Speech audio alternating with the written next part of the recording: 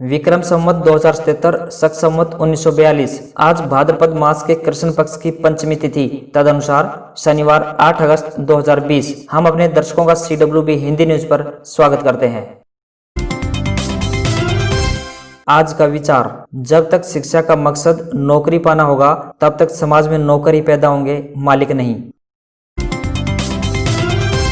अगर आपके पास खुद का मोबाइल नंबर, ईमेल आईडी व आधार नंबर नहीं है तो नहीं मिलेगा ITI में दाखिला। राजकीय ITI भिवानी के प्रधानाचार्य अनिल यादव ने बताया, इस सत्र के दाखिले के लिए प्रार्थी के पास अपना वैध मोबाइल नंबर, ईमेल आईडी व आधार नंबर है अनिवार्य। सत्र 2020-21 के लिए दाखिला प्रक्रिया निकट भविष्य में जल्दी कर दी जाएगी शुरू। हरियाणा विद्यालय शिक्षा बोर्ड भिवानी में कर्मचारी की पत्नी की रिपोर्ट गुरुवार शाम को आई कोरोना पॉजिटिव, तो कर दी सभी कर्मचारियों की छुट्टी। शुक्रवार सुबह जानकारी मिलते ही बोर्ड प्रशासन ने सुबह 8 बजे ही बोर्ड भवन को सैनिटाइज करवाने का लिया फैसला। इस दौरान किसी भी कर्मचारी को बोर्ड परिसर के अंदर नहीं घुसने दिया गया। कुरुक्षेत्र विश्वविद्यालय के कुलपति डॉक्टर नीता खन्ना के निर्देशानुसार वैश्विक महामारी कोरोना के मद्देनजर विश्वविद्यालय प्रशासन ने सभी MA, MSc एवं MCom में ऑनलाइन आवेदन की अंतिम तिथि बढ़ाकर की 21 अगस्त। जमीन की रजिस्ट्रियों से जुड़े नियमों की खामियों का फायदा उठाकर मलाई खाने वाले भ्रष्ट अधिकारियों की अब खैर नहीं। हरियाणा सरकार ऐसे अधिकारियों पर एक अध्यादेश के माध्यम से लगाम कसने जा रही है। इसके लिए सरकार ऐसा फुल प्रूफ प्लान तैयार कर रही है कि नियत में खोट रखने वाले अधिकारी चाहकर भी रजिस्ट्री करने में कुछ गड़बड़ नहीं कर पाएंगे। इसका फुल प्रूफ प्लान प्रदेश के डिप्टी CM दुष्यंत चौटाला कर रहे हैं तैयार। हॉट सीट बड़ौदा में नए चेहरों पर दांव लगाने के मूड में है सभी दल। गौरतलब है कि बड़ौदा विधानसभा सीट कांग्रेस के विधायक श्री कृष्ण हुड्डा के इसी साल 12 अप्रैल को निधन होने के बाद से खाली है। चुनाव आयोग के नियमों के अनुसार किसी भी सीट पर 6 माह की अवधि में चुनाव करवाना जरूरी होता है। इसी साल अक्टूबर माह में इस सीट पर चुनाव संभावित है। सियासी गलियारों में यह भी चर्चा है कि कांग्रेस की ओर से हुड्डा की धर्मपत्नी आशा हुड्डा हो सकती है उम्मीदवार। हरियाणा में शुक्रवार को कोरोना संक्रमित मरीजों का आंकड़ा 40,000 के पार पहुंच गया। 751 केस मिले संक्रमित। वहीं हिसार में सिविल सर्जन भी मिली कोरोना पॉजिटिव। 110 मरीजों की सांसें चल रही हैं ऑक्सीजन के सहारे, तो वहीं 16 वेंटिलेटर पर लड़ रहे हैं जिंदगी से जंग। हरियाणा में सोलर ट्यूबवेल के लिए 11 तक जमा करे राशि। सौर ऊर्जा आधारित ट्यूबवेल कनेक्शन लेने के लिए आवेदन करने वाले किसान 11 अगस्त तक 25% राशि कार्यालय में कराएं जमा, अन्यथा दूसरे किसानों को यह कनेक्शन लेने के लिए किया जाएगा अधिकृत। कश्मीर में CRPF जवान की कोरोना से मौत। PPE किट पहनकर दी गई सलामी। वीडियो कॉल पर परिवार ने देखा अंतिम संस्कार। देश भर में CRPF के 4,761 जवान कोरोना से हुए हैं संक्रमित। उनमें से 2,568 अभी भी हैं एक्टिव। अब तक CRPF के 21 जवानों की कोरोना से हो चुकी है मौत। परिजनों को मोबाइल पर वीडियो कॉल के माध्यम से मृतक जवान का कराया गया अंतिम दर्शन। CRPF की स्थापना 27 जुलाई 1939 में हुई थी। अभी तक करीब 3,25,000 जवान तैनात हैं CRPF में। 24 घंटे में रिकॉर्ड 6,64,000 से ज्यादा लोगों की हुई जांच। अब हर 10 लाख की आबादी में 16,000 टेस्टिंग। देश में अब तक 20,57,000 केस। देश में अब तक 42,026 लोगों की हो चुकी है मौत। 6,12,000 लोगों का अभी चल रहा है इलाज। कोझिकोड एयरपोर्ट पर हादसा। क्रैश लैंडिंग के बाद एयर इंडिया का प्लेन 35 फीट गहरी खाई में गिरकर 2 टुकड़ों में बटा। पायलट समेत 16 की मौत, 123 यात्री घायल। वंदे भारत मिशन के तहत एयर इंडिया की फ्लाइट IX-1344 लौट रही थी दुबई से। इसमें कुल 191 लोग सवार थे। इनमें 128 पुरुष, 46 महिलाएं, 10 बच्चे और 5 क्रू मेंबर्स थे। भारी बारिश के दौरान कारीपुर इंटरनेशनल एयरपोर्ट के रनवे पर यह हादसा शाम 7:41 पर हुआ। क्रैश लैंडिंग होते ही मलबे में बदल गया एयर इंडिया का प्लेन। शुक्र है आग नहीं लगी और 170 लोग बचा लिए गए। कोझिकोड एयरपोर्ट एक टेबल टॉप एयरपोर्ट है जो पहाड़ी पर स्थित है।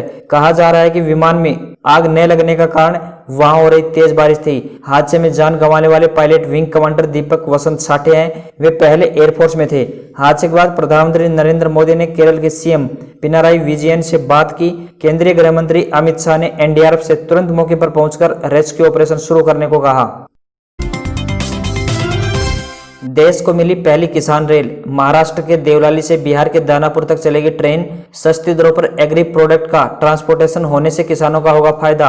किसान रेल एक साप्ताहिक ट्रेन है जो हर शुक्रवार को सुबह 11 बजे देवलाली से रवाना होगी और अगले दिन शाम 6:45 दानापुर पहुंचेगी। ट्रेन एक ओर की यात्रा के दौरान 31 घंटे 45 मिनट में 1519 किलोमीटर की दूरी तय करेगी। यह नासिक रोड, मनमाड़, जलगांव, भूसावल, बुरहानपुर, खंडवा, इटारसी, जबलपुर, सतना, कटनी, मानिकपुर, प्रयागराज, पंडित दीनदयाल उपाध्याय जंक्शन और बक्सर स्टेशन पर रुकेगी। देश में पहली बार 12 अगस्त से मध्य प्रदेश में लगेगी वर्चुअल पासपोर्ट अदालत। यह 1 महीने तक चलेगी। जिन आवेदकों की फाइलें होल्ड हैं उन्हें अधिकारी व्हाट्सएप वीडियो कॉल करेंगे। टीचर को व्हाट्सएप पर होमवर्क चेक करते हुए देख आया वर्चुअल पासपोर्ट अदालत का आइडिया। भीषण बारिश से बिहार और मुंबई का हाल बेहाल। महाराष्ट्र के कोल्हापुर में गुरुवार को 34 रोड और 9 स्टेट हाईवे कर दिए गए बंद। मौसम विभाग ने अगले 24 घंटों के दौरान महाराष्ट्र, गुजरात, कोंकण, गोवा के अंदरूनी क्षेत्रों में भारी बारिश की दी है चेतावनी। उधर राजस्थान के बाड़मेर और आसपास के इलाकों में गुरुवार को दिन भर उमस और गर्मी के बाद शाम को बरसात ने दी राहत। पाकिस्तान में रविवार से अंतर्राष्ट्रीय उड़ानें होंगी शुरू। अगले हफ्ते से टूरिस्ट स्पॉट, रेस्टोरेंट और मूवी थिएटर भी खुलेंगे। दुनिया भर में अब तक 1,93,00,000 केस, वहीं दूसरी तरफ 7,18,000 मौतें भी हुई। 1,23,00,000 लोग ठीक भी हुए। अमेरिका में अब तक 50 लाख लोग संक्रमित, जबकि 1,62,000 मौतें हुई। श्रीलंका में संसदीय चुनाव। भारत विरोधी महिंदा राजपक्षे की पार्टी SLPP को मिला भारी बहुमत। 225 में से 145 सीटों पर जीत हासिल की। प्रधानमंत्री बने रहेंगे। राजपक्षे ने सहयोगी पार्टियों के साथ मिलकर कुल 150 सीटों पर की जीत दर्ज और 2/3 बहुमत की हासिल। वोटिंग 25 अप्रैल को होनी थी, लेकिन महामारी के कारण इन्हें पहले 20 जून फिर 5 अगस्त किया गया। टिकटॉक अब अमेरिका में भी बैन। ट्रंप ने चाइनीज ऐप पर रोक की दी मंजूरी। 45 दिन बाद आदेश होगा लागू। कहा राष्ट्रीय सुरक्षा को देखते हुए कार्रवाई जरूरी। माइक्रोसॉफ्ट टिकटॉक के अमेरिकी बिजनेस को खरीदने का बना रही है प्लान। भारत भी टिकटॉक को कर चुका है बैन। यूएस ने इस फैसले की थी तारीफ। सारेगामापा लिटिल चैंप्स सेट पर वाजिद को याद करते हुए साजिद खान हुए भावुक। बोले मेरे लिए मेरा भाई मेरी दुनिया था। Singing reality show Sa Re Ga Ma Pa little champs के आगामी एपिसोड में स्वर्गीय म्यूजिक कंपोजर वाजिद खान को श्रद्धांजलि दी जाएगी। इस शो में वाजिद ने न सिर्फ शो को जज किया था, बल्कि कई सालों तक टैलेंट के मेंटर भी बने थे। 1 जून को साजिद वाजिद की जोड़ी टूट गई। Wajid Khan multi organ failure के चलते चल बसे।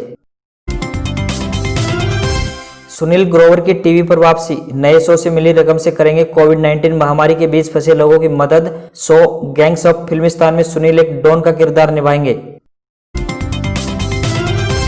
रिया की कॉल डिटेल से हुआ खुलासा। रिया ने सुशांत से दोगुने ज्यादा फोन किए थे उनके हाउस मैनेजर सैमुअल को। बांद्रा के डीसीपी अभिषेक तिरमुखे से भी 4 बार हुई थी बातचीत। रिया चक्रवर्ती का कॉल डिटेल रिकॉर्ड आया सामने। सबसे ज्यादा बार बात उन्होंने अपने पिता और भाई से की थी। कॉल डिटेल रिकॉर्ड के मुताबिक रिया 2 साइकियाट्रिस्ट के संपर्क में थी। महेश भट्ट से भी हुई थी उनकी कई बार बात। आईपीएल को मिली केंद्र सरकार से हरी झंडी। बीसीसीआई का दावा, केंद्र सरकार टूर्नामेंट कराने को लेकर हुई राजी। बोर्ड सभी फ्रेंचाइजियों को 20 अगस्त के बाद यूएई जाने की दे चुका है मंजूरी। सभी फ्रेंचाइजियों ने अपने अपने खिलाड़ियों को करना शुरू कर दिया क्वारंटाइन। कोरोना के बीच इस बार आईपीएल 19 सितंबर से 10 नवंबर तक यूएई में होगा। महेंद्र सिंह धोनी की टीम चेन्नई सुपर किंग्स 22 अगस्त को यूएई के लिए होगी रवाना। कैंप से पहले हुए हॉकी प्लेयर संक्रमित। भारतीय टीम के कैप्टन मनप्रीत समेत 5 हॉकी प्लेयर कोरोना संक्रमित। बेंगलुरु में नेशनल कैंप से पहले रिपोर्ट आई पॉजिटिव। सुरेंद्र कुमार, जसकरण सिंह, वरुण कुमार और कृष्णदीप पाठक की रिपोर्ट भी पॉजिटिव। इंग्लैंड का भारत दौरा टला। दोनों टीमों को सितंबर अक्टूबर में 3 वनडे और 3 T20 खेलना था। अब 2021 के शुरुआत में होगी सीरीज। इंग्लैंड को भारत दौरे पर टेस्ट चैंपियनशिप के तहत 5 मैच की सीरीज भी खेलना है। अब 19 सितंबर से 10 नवंबर तक होने वाले आईपीएल के दौरान कोई इंटरनेशनल सीरीज नहीं। इंग्लैंड पाकिस्तान पहला टेस्ट। तीसरे दिन का खेल खत्म। दूसरी पारी में पाकिस्तान का स्कोर 8 विकेट के नुकसान पर 137 रन। इंग्लैंड के खिलाफ 244 रन की बनाई बढ़त। पाकिस्तान ने पहली पारी में 326 रन बनाए। शान मसूद ने 156 रन की खेली पारी। आर्चर और ब्रॉड को 3-3 विकेट। इंग्लैंड ने पहली पारी में 219 रन बनाए। ओली पोप ने 62 और बटलर ने 38 रन की खेली पारी। यासिर शाह को 4 विकेट मिले। गोल्ड ने बनाया नया रिकॉर्ड, 685 रुपए की बढ़त के साथ 56,191 रुपए प्रति 10 ग्राम के ऑल टाइम हाई पर सोना। 5 स्तरों में चांदी 12,965 रुपए हुई महंगी, 77,949 रुपए प्रति किलोग्राम के नए ऑल टाइम हाई पर चांदी। कारोबारी सप्ताह के आखिरी दिन 15 अंक बढ़कर बंद हुआ BSE, तो वहीं निफ्टी में 13.90 पॉइंट का उछाल। टिकटॉक की भारत में फिर एंट्री मुमकिन, माइक्रोसॉफ्ट खरीद सकते हैं इस चीनी ऐप का ग्लोबल बिजनेस, लेकिन 15 सितंबर से पहले करनी होगी डील। टिकटॉक का कारोबार खरीदने को लेकर माइक्रोसॉफ्ट की इसकी पेरेंट कंपनी बाइट डांस से चल रही है बातचीत। अमेरिका ने टिकटॉक पर लगाया बैन, 45 दिन बाद लागू होगा प्रतिबंध।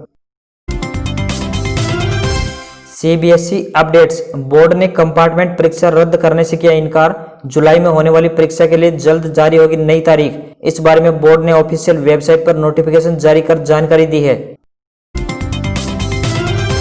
परीक्षाओं पर कोर्ट का आया बड़ा फैसला, दिल्ली हाईकोर्ट ने ओपन बुक एग्जामिनेशन के लिए DO को दी मंजूरी। 10 अगस्त से शुरू होंगी फाइनल ईयर परीक्षा। टीचर्स और स्टूडेंट लगातार कर रहे हैं ऑनलाइन परीक्षा का विरोध। वहीं UGC के नए कैलेंडर के मुताबिक सितंबर के अंत तक होनी है परीक्षाएं।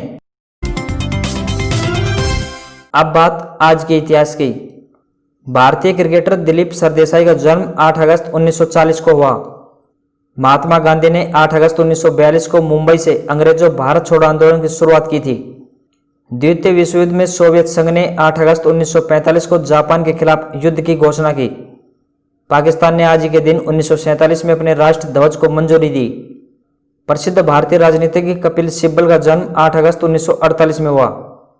और अंत में आजादी के बाद पहली बार केंद्र सरकार को आज ही के दिन 1967 में लोकसभा चुनाव में हार का सामना करना पड़ा।